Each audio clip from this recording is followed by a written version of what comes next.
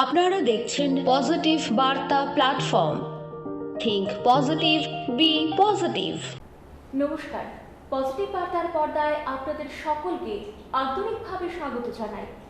প্রতিদিনের মতো আমরা চলে এসেছি আপনাদের সাথে কিছুটা সময় কাটাতে, কথা বলতে, কিছু গুরুত্বপূর্ণ কথা আপনাদের সামনে তুলে ধরতে এবং সমাজে সচেতন বার্তা পৌঁছতে। আজকে আমাদের এই অনুষ্ঠানের যে মূল বিষয় হলো তা হলো যুব দক্ষতা দিবস। এবং আপনাদের বলি, শিক্ষাগত যোগ্যতায় কিন্তু একটি দক্ষ সমাজ গড়তে পারে না। তার জন্য প্রয়োজন কর্মক্ষেত্রে সমান দক্ষতা অর্জন করা, শুধু শিক্ষা থাকলেই হয় না। তো আজকে আমাদের যে মূল আলোচনার বিষয়বস্তু, সেই আলোচনার পর্বে আজকে আমাদের মাঝে যে বিশিষ্ট ব্যক্তি উপস্থিত রয়েছেন, উনি হলেন ত্রিপুরেশ্বরী বিদ্যা মন্দিরের প্রিন্সিপাল ঝুমু মণ্ডল স্যার। আজকে স্যারের সাথে আমরা কিছুটা কথা বলবো, কিছু গুরুত্বপূর্ণ আলোচনা করব। আপনারা আমাদের পাশে থাকুন, সঙ্গে থাকুন, এবং আপনাদের কিছু যদি জানার থাকে বা কিছু জিজ্ঞেস করার থাকে তাহলে কিন্তু অবশ্যই আমাদের কমেন্ট করে জানাবেন। নমস্কার স্যার। নমস্কার। পজিটিভ বার্তায় আপনাকে অনেক অনেক স্বাগত। প্রথমে যেটা জানতে চাইবো যে পজিটিভ বার্তায় এসে আপনার কেমন লাগছে? পজিটিভ বার্তায় এসে খুবই ভালো লাগছে। এখন first of all thanks to you madam inviting me, and side by side positive বার্তার যিনি বার্তা সম্পাদক আছেন, এছাড়া পজিটিভ বার্তার যে দর্শককুল আছেন, সবাইকে ধন্যবাদ এবং শুভেচ্ছা জ্ঞাপন করছি। তো সেই সঙ্গে আপনি আমাকে ইনভাইট করেছেন, সেই জন্য বিশ্ব যুব দক্ষতা দিবস উপলক্ষে তাতে অংশগ্রহণ করার জন্য কিছু এই পজিটিভ বার্তার মাধ্যমে দর্শককুলের কাছে আমাদের যে বার্তা সেইটা যাতে পৌঁছায়, এই ব্যবস্থা করার জন্য আবারও আপনাকে ধন্যবাদ জানাচ্ছি। ধন্যবাদ স্যার, আপনার ব্যস্ত সময় থেকে কিছুটা সময় আমাদের এই পজিটিভ বার্তাতে আসার জন্য, এবং আপনাকে আন্তরিকভাবে শুভেচ্ছা জানাই। প্রথমেই স্যার, আমরা আজকের যে আলোচনার বিষয়বস্তু সেই উদ্দেশ্যে আমরা চলে যাচ্ছি। প্রথমেই যেটা জানতে চাইবো যে যুব দক্ষতা দিবস কি এবং কেন পালন করা হয়? যুব দক্ষতা দিবস বলতে সেটাকেই বোঝায় যে দক্ষ হওয়া দরকার। সমাজে নিজেকে উপরে তুলতে গেলে, নিজেকে একটা পজিশন প্রতিষ্ঠিত করতে গেলে তো এখানে দক্ষ হওয়া প্রয়োজন। আমাদের যে চিরাচরিত শিক্ষা ব্যবস্থা, সেই শিক্ষা ব্যবস্থায় এটা যে general education, obviously general education it's a very necessary, but side by side যে কোনো প্রফেশনে গেলেই এর মধ্যে একটা দক্ষতা থাকা দরকার, স্কিল থাকা অবশ্যই প্রয়োজন। আদারওয়াইজ কি হবে না, সে সারভাইভ করতে পারবে না।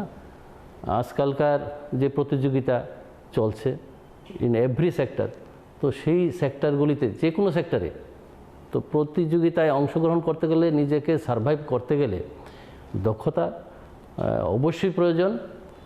দক্ষতাহীন যে কাজ, সেই কাজের বর্তমানে এটা মূল্যহীন এখনকার জগতের। তাই আমাদের দেশের যে যুবক যারা আছে, ভারতবর্ষে যুব সমাজ একটা বিরাট অংশ যুব সমাজ আছে। সেই যুব সমাজকে দক্ষ করে তুলতে না পারলে তাহলে আমাদের সমাজ এবং আমাদের এই ভারতবর্ষ একটা প্রতিষ্ঠিত হবে না, একটা ভালো জায়গায় পৌঁছতে পারবে না।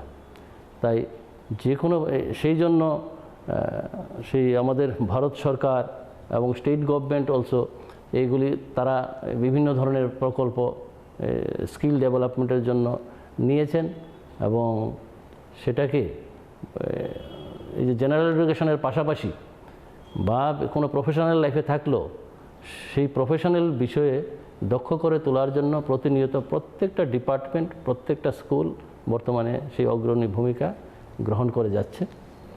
এবং সেই সঙ্গে স্কুলগুলিও, বিদ্যালয়গুলিও সেইভাবে অংশগ্রহণ করছে। যে আমাদের এনইপি যে 20 ন্যাশনাল এডুকেশনাল পলিসি 2020, তো সেই তার মধ্যেও আছে যে স্কিল ডেভেলপমেন্ট, বাচ্চাদের পড়াশোনার পাশাপাশি, জেনারেল এডুকেশনের পাশাপাশি একটা স্কিল ডেভেলপমেন্টের ব্যাপার আছে। সেই জন্য বিভিন্ন স্কুলগুলিতে এখন ভোকেশনাল ট্রেনিং থেকে সৃজনাত্মক এগুলো, পেইন্টিং থেকে শুরু করে বিভিন্ন বিষয় ইনক্লুড করা হয়েছে। বাচ্চারা যাতে পড়াশোনা পাশাপাশি জেনারেল এডুকেশনের পাশাপাশি তারা যাতে নিজেকে একটু একদম শৈশব অবস্থা থেকে একটা স্কিল ডেভেলপমেন্ট তার হয় পাশাপাশি। শিক্ষাগত যোগ্যতাই কি দক্ষতার পরিচয়, নাকি তারও কিছু রাস্তা রয়েছে আরও? না, শিক্ষাগত যোগ্যতা তো থাকতেই হবে, তার পাশাপাশি এই যে দক্ষ করে তোলা। যেমন ধরুন, আমি নিজেকে দিয়ে উদাহরণ দিচ্ছি। আমরা যে এখন প্রিন্সিপাল হিসেবে কাজ করতে গেলেও এতজন ধরেন 50 বা 60 স্টাফ এখানে আছে, তো সবাইকে মেনটেন করতে বা পাশাপাশি বাচ্চাদেরকে যাতে ভালো এডুকেশন দিতে পারি, তার স্কিল ডেভেলপমেন্ট করতে পারি, সবাইকে মেনটেন করে আমাদেরও কিন্তু প্রতিনিয়ত স্কিল ডেভেলপমেন্টের প্রোগ্রামগুলি হয়। স্কিল ডেভেলপমেন্ট বলতে ধরুন লাস্ট মান্থে আমি নিজেই গেছি যে আমাদের যে ত্রিপুরেশ্বরী বিদ্যা মন্দির এই যে আপনার বিদ্যাভারতী শিক্ষা সংস্থানের আন্ডারে, ভারতের বিদ্যাভারতী শিক্ষা সংস্থান এটা পরিচালনা করে আমাদের বিদ্যালয়টা। এমন ত্রিপুরাতে 10টা স্কুল আছে, তো ওনাদের গাইডলাইন মেনে আমাদের করতে হয়। ওনারাই আমাদের কিছুদিন পর আমাদেরকে স্কিল ডেভেলপমেন্টের জন্য পাঠায়। লাস্ট মান্থে গেলাম শিলং IIM, ওখানে আমাদের ট্রেনিং হয়েছে, 5 দিনের ট্রেনিং, প্রফেশনাল ট্রেনিং। কি করলে কিভাবে একটা প্রতিষ্ঠান সুন্দরভাবে পরিচালিত হয়, কিভাবে সুন্দরভাবে মেনটেন হয়, পাশাপাশি বাচ্চাদেরকে কিভাবে আমরা মেনটেন করব, তার একটা একজন প্রিন্সিপাল হতে গেলে তার ইকোনমি থেকে শুরু করে এবং এই যে ইয়েগুলি আছে, পাশাপাশি যে পড়াশোনার ব্যাপারটা আছে বা অ্যাডমিনিস্ট্রেটিভ ব্যাপার আছে, একদম লিভ থেকে শুরু করে আনুষঙ্গিক অনেক বিষয় এটার সঙ্গে জড়িত থাকে। বা টাইম টু টাইম বিভিন্ন কিছু চেঞ্জ, পরিবর্তিত পরিস্থিতিতে তার সঙ্গে খাপ খাইয়ে এবং বাচ্চাদের কি ডিমান্ড আছে সেই দিকে লক্ষ্য রেখে আমাদেরকেও চেঞ্জ করতে হয়, অনেক কিছু চেঞ্জ করতে হয়। এবং বাচ্চাদেরকে আমাদেরকে জানাতে হয় যে এখন এটা যেমন AI এর যুগ, এখন AIটাকেও ইনক্লুড করা হয়েছে আমাদের শিক্ষা ব্যবস্থার মধ্যে। তো সেইভাবে বাচ্চাদেরকে এগিয়ে নেওয়ার জন্য আমরা টাইম টু টাইম আমাদের মধ্যে পরিবর্তন এনে সেগুলি আমরা সিলেবাসে ইনক্লুড হয়। কিছুদিন পর এডুকেশনিস্টরা বসে সেই চেঞ্জেসগুলি আনে, এডুকেশন কমিশনগুলি হয়। প্লাস আমরা যে ইয়েতে গেলাম শিলং IIM, ওইখানে যে আমাদের মধ্যে যে যারা প্রফেসররা আছেন, শুধু আমরা প্রিন্সিপাল হিসেবে গেছি সেরকম না, বিভিন্ন ডিপার্টমেন্টের লোক ওইখানে যায়। যাওয়ার পরে 5 দিন 10 দিনের এরকম ট্রেনিং নিয়ে আসে, সব ডিপার্টমেন্ট থেকে ওখানে পাঠানোর পরে ওরা ট্রেনিং দিয়ে আবার সেই তার যেখানে পোস্টিং আছে সেখানে এসে ওইগুলি যাতে আমরা ইমপ্লিমেন্ট করতে পারি সেই জন্য আমাদেরকে পাঠানো হয়। তারই একটা পার্ট হিসাবে আমাদেরকে পাঠানো হয়েছে, এটা ভিজিট করানো হয়েছে, ভালো যে প্রতিষ্ঠানগুলি কিভাবে চলে। আমাদের তো থিওরিটিক্যাল কিছু ক্লাস হয়, পাশাপাশি আমাদেরকে নিজের চোখে দেখার জন্য আমরা যেমন আছে এই যে শিলংয়ের NIT আমরা ভিজিট করেছি। শিলংয়ে রামকৃষ্ণ সবচেয়ে পুরনো রামকৃষ্ণ মিশন স্কুল কিভাবে পরিচালিত হয়। কেমন ধরনের ক্লাস হয় একটু বিস্তারিত জানতে চাই। কেমন ধরনের বলতে আমরা এই তো প্রফেশনাল ট্রেনিং এগুলির বলতে যেমন আছে, যেমন আমরা প্রথম ক্যাশ বুকগুলি কীভাবে মেনটেন করবো, তার তো একটা সাইড আছে, এটা ক্যাশ আর এটা অ্যাডমিনিস্ট্রেটিভ, কেউ লিভ কীভাবে মেনটেন করব আমরা সেগুলি শেখায়।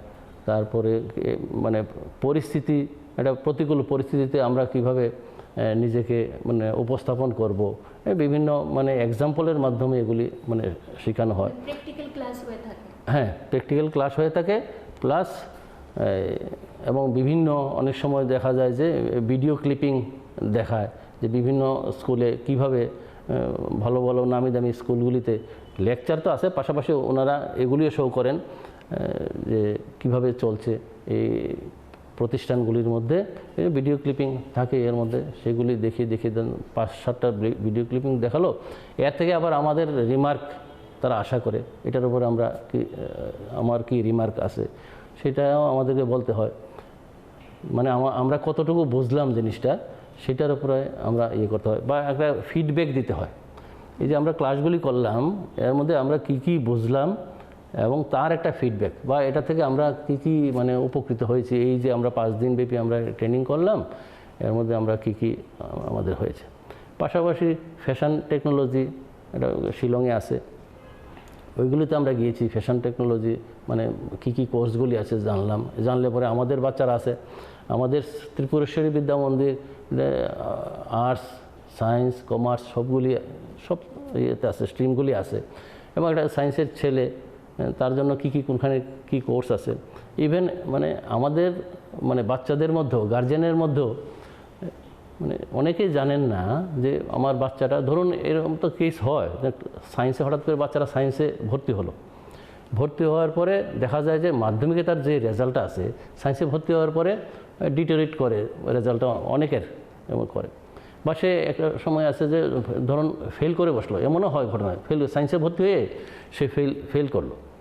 ফেল করার পরে শিলং এনআইটিতে এমন কতগুলি কোর্স আছে টেকনিক্যাল, যদি একটা বাচ্চা সায়েন্সে ফেলও করে ওদের জন্য এরকম টেকনিক্যাল কোর্সগুলি আছে, হ্যাঁ, বা স্কিল ডেভেলপমেন্ট হয়, এই ধরনের কোর্সগুলি আছে, বাচ্চারা পড়তে পারে। কিন্তু অনেক গার্জেনই জানে না, যে আমার মানে আশা ছেড়ে দেয় যে আমার সায়েন্সে বাচ্চাটা ফেল করলো, এখনও ওর আর কী হবে, হয়তো নেক্সট ইয়ার পরীক্ষা দেবে, বা তখনও সাকসেসফুল না, আস্তে আস্তে পড়াশোনা থেকে ডিটাচড হয়ে যায়। তো এরকম ব্যবস্থা না, দেখা যায় যে ফেল করলে পরও আর্টস হোক, সায়েন্স হোক, কমার্স হোক, ওদের জন্য এরকম কোর্স আছে। মানে এনআইটির কোর্স, মানে এটা মানে খুব মানে দামি, তার যে সার্টিফিকেটগুলি খুব দামি। ওনারা আমাদেরকে ফোন নাম্বারও দিয়েছেন, এনআইটিতে কোনো সময় যদি যোগাযোগ করতে হয়, স্যার ফেল করা স্টুডেন্ট হোক হোক, ভালো যারা আছে তারা তো ভর্তি হবেই, কিন্তু এছাড়াও ওই যারা নাকি ধরুন করতে পারে না, সার্ভাইভ করতে পারে না পড়াশোনার মধ্যে, বিভিন্ন প্রতিকূল পরিস্থিতি ফ্যামিলিতে দেখা দেয়, ওরা গিয়ে ওইখানে ভর্তি হওয়ার মতো আছে। তাহলে তার লাইফটা, এই যে ফেল করলো কিন্তু টেকনিক্যাল এডুকেশনে ভর্তি হওয়ার পরে তার লাইফটা আবার সেই পড়াশোনার মধ্যে, মানে কোনো বাচ্চা যাতে পড়াশোনা থেকে ডিটাচ না হয়, সে পড়াশোনা করতে গিয়ে একবার অকৃতকার্য হয়েছে, বাট পরবর্তী সময় যাতে সে আবার মানে মেইন লাইনে ফিরে যেতে পারে।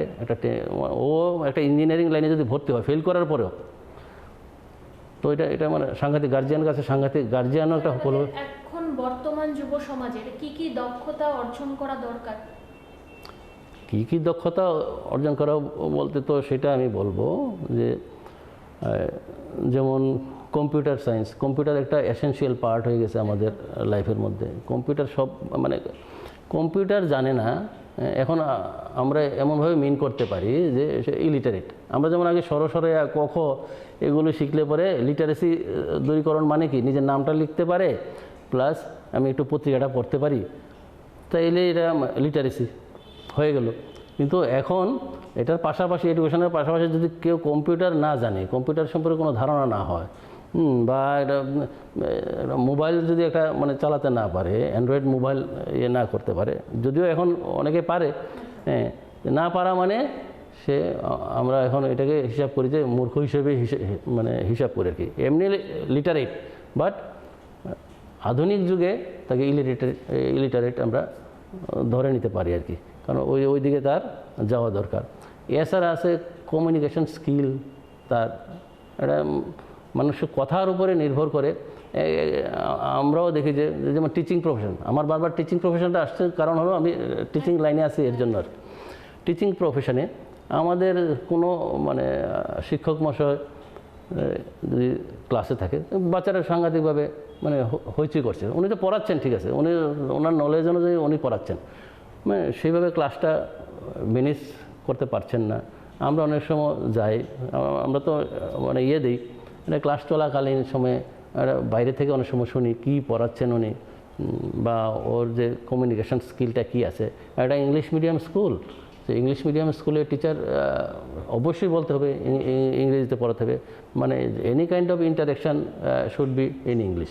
তো এইভাবে তা তো সেইগুলি তার এই যে কমিউনিকেশন বললাম, যে কমিউনিকেশন স্কিলটা খুব সুন্দর হতে হবে, তার ভয়েসটা মানে দেখতে হবে, নিজেকেই দেখতে হবে, আয়নার সামনে নিজেকে দেখতে হবে যে আমি যে কথা বলছি বাচ্চারা মানে আমার টোনটা কীরকম আসছে, নিজেকে নিজে শুধরানোর একটা ব্যবস্থা রাখতে হবে আর কি। আর একটা হলো এই যে কমিউনিকেশন স্কিলটা যদি সুন্দর হয়, সুন্দর কথা বললে মানুষ মানে তাকিয়ে থাকে, মানুষ শুনতে চায়। কোনো কোনো ক্লাসে দেখা যাচ্ছে যে টিচারের কথাগুলি শুনতেই চাইছে, কোন সময়টা নষ্ট মানে শেষ হয়ে গেল বাচ্চারা মানে বুঝতে পারেনি, মানে প্রত্যেক দিনে ওনার কথাগুলি মানে শুনতে, তো সেটার সঙ্গে মানে কমিউনিকেশান বলতে সেই কথাগুলি সুন্দর, তো এটা একটা আর্ট।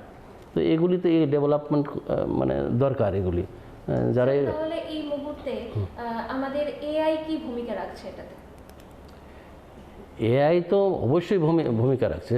এআইয়ের মাধ্যমে তো মানে এখন বর্তমানে অনেক কিছুই একদম ফটোশ্যুট থেকে শুরু করে এর থেকে শুরু করে এআই ইনক্লুড হচ্ছে।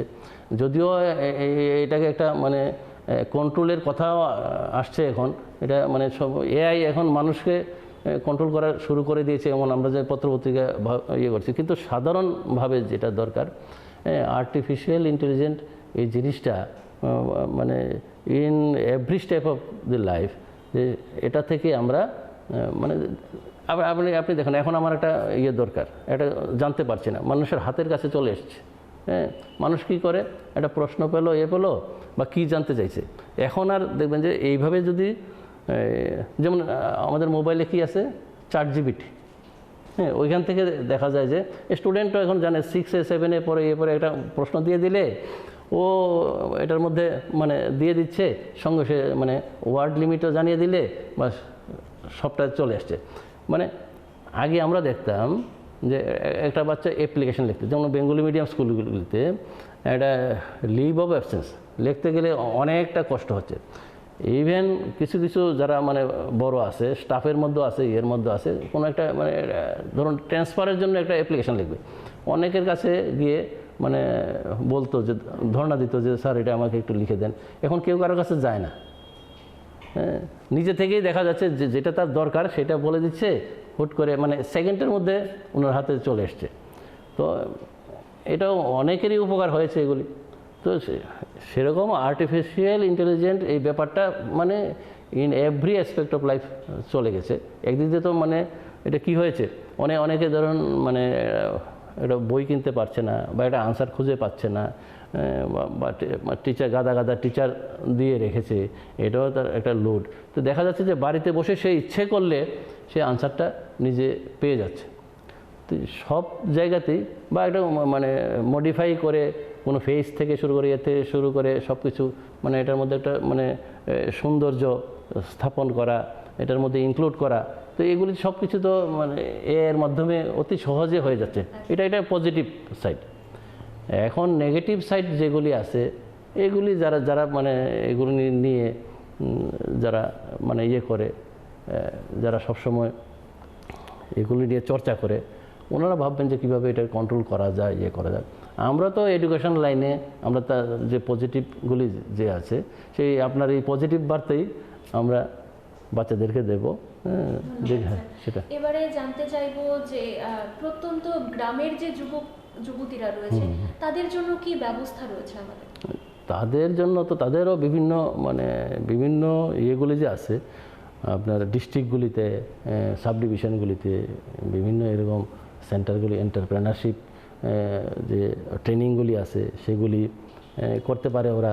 এছাড়াও মানে প্রাইভেটলিও করে অনেকে, দেখবেন যে বিভিন্ন জায়গাতে আমরা দেখছি যে অনেক জায়গাতেই যেমন বিউটি পার্লার যারা খুলে আর কি। তো বিউটি পার্লার খুলতে গিয়ে মানে দেখছি যে ওদের যে যতটুকু পরিশ্রম করে, পড়াশোনা করতে গিয়ে যা পরিশ্রম করেছে, ধরুন 4 মাস 5 মাস 6 মাসের একটা ট্রেনিং দিয়ে সে এটা টেকনিক্যাল জিনিস তো দিয়ে ও যে মানে হাজার টাকা ইনকাম করছে।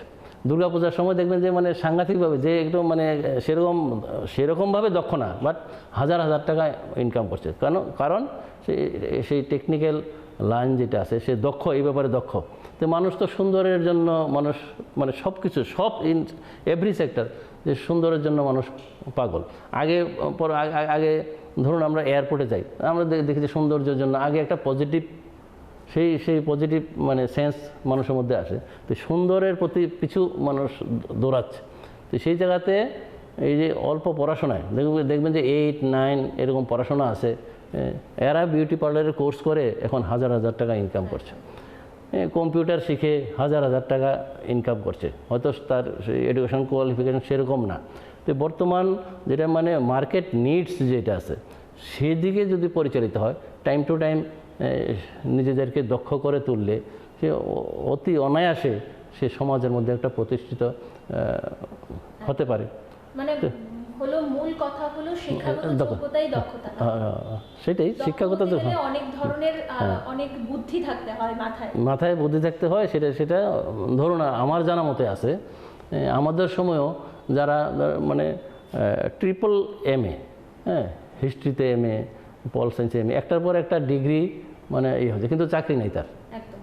এইসব না করে আচ্ছা ঠিক আছে MA পাস করেছে, পাশাপাশি সেই কম্পিউটার দিকে হোক, যে কোনো একটা মানে টেকনিক্যাল লাইন যেটা এখন মানে চলছে মার্কেটে চলছে যে জিনিসটা, সেটার দিকে যদি সে যেত, পাশাপাশি তার শিক্ষাগত যোগ্যতা হেল্প করতো পাশে থেকে, আর সে নিজেকে প্রতিষ্ঠিত করতে পারত আর কি একটা যে কোনো টেকনিক্যাল লাইনে।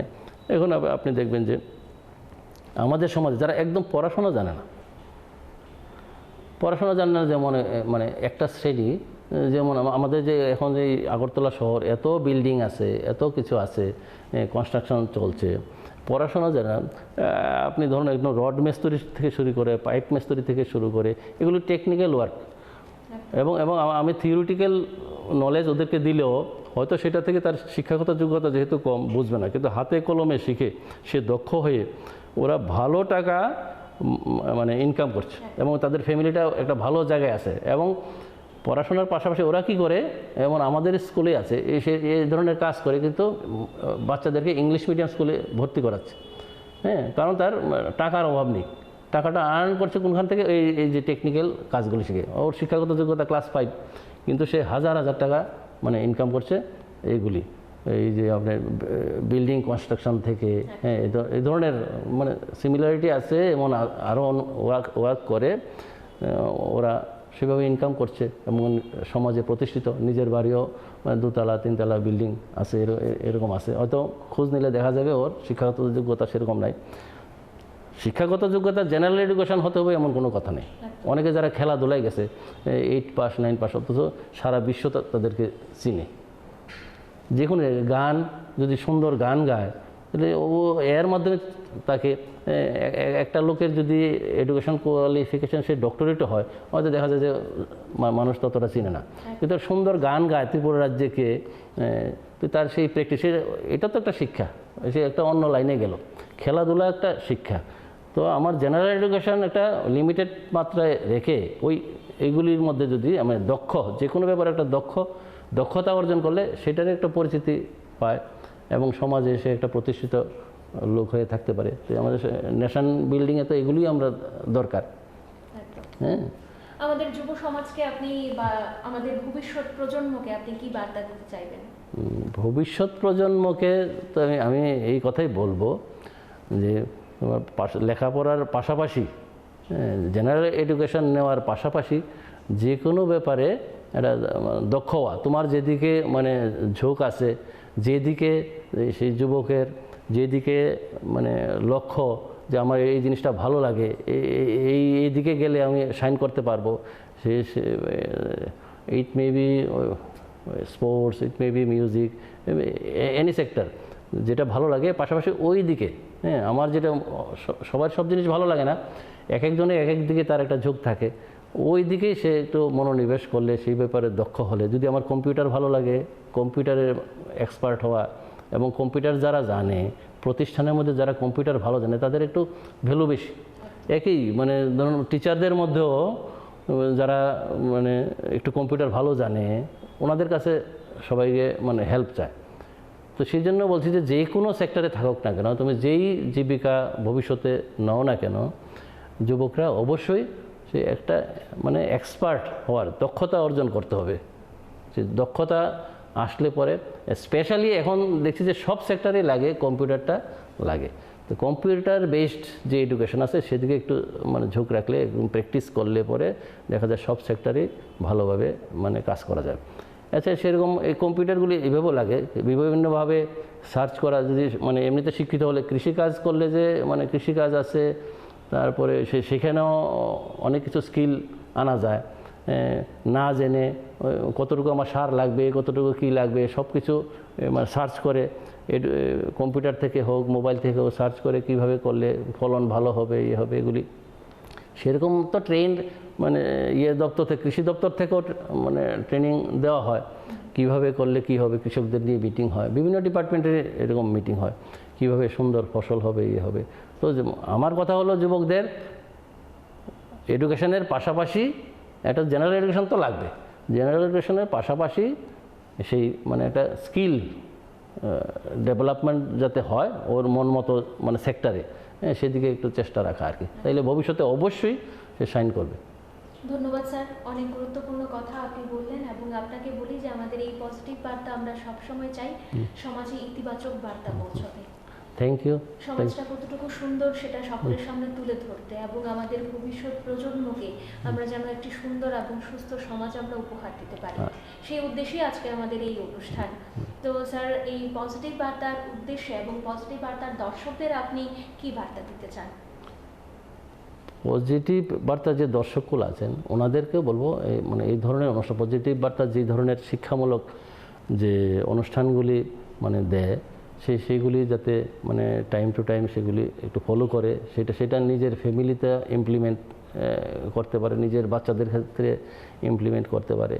তো সবাইকে আমি পজিটিভ বার্তার যে দর্শকগুলো আছে সবাইকে আমি নমস্কার জানাচ্ছি। এবং সেই সঙ্গে সেটা বলবো যে এই যে এডুকেশনাল যে প্রোগ্রামগুলি আছে সেগুলি একটু মানে ভালোভাবে যাতে একটু খেয়াল করে দেখে আমাদের সমাজের এবং তার ফ্যামিলির মধ্যে সেই ডেভেলপমেন্ট ওয়ার্কে, ফ্যামিলির উন্নতিকল্পে যাতে কাজে লাগায়, সেই থিঙ্কিংটা যাতে মাথার মধ্যে রাখে, সেই অনুরোধটুকু আমি রাখবো দর্শকগুলোকে।